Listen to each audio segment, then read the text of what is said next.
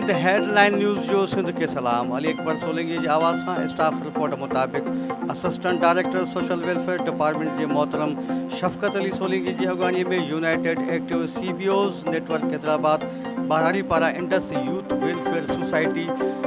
खिदमत खलक एसोसिएशन टंडोलियाम की विजिट कई वही, जैमें नेटवर्क के चेयरमैन मालवी समाजी तरक्याती तंजीम के अगवान मोहतरम मीर अब्दुल शकूर बला, RDCC अगवान मुमताज़ कोहली, सदाम आराई, बिलाय तरक्याती तंजीम के अगवान रहमतुल्लाह सोलंकी वफ़द में शामिल हुआ। जिन तंजीम पारा कायम कल लाइब्रेरी जो विजिट किया उन मौके पर असिस्टेंट डायरेक्टर मोहतरम शफकत सोलंकी तंजीम जो सरगर्मियों ॾिसी ख़ुशी जो इज़हार किया, तंजीम जो कम अञा बेहतर करण बाबत हिदायतूं जारी कयूं, जॾहिं त इंडस यूथ वेलफेयर सोसाइटी के सदर अब्दुल्ला विसल पारा असिस्टेंट डायरेक्टर मोहतरम शफकत सोलंकी समेत पूरी टीम जो शुक्रिया अदा किया।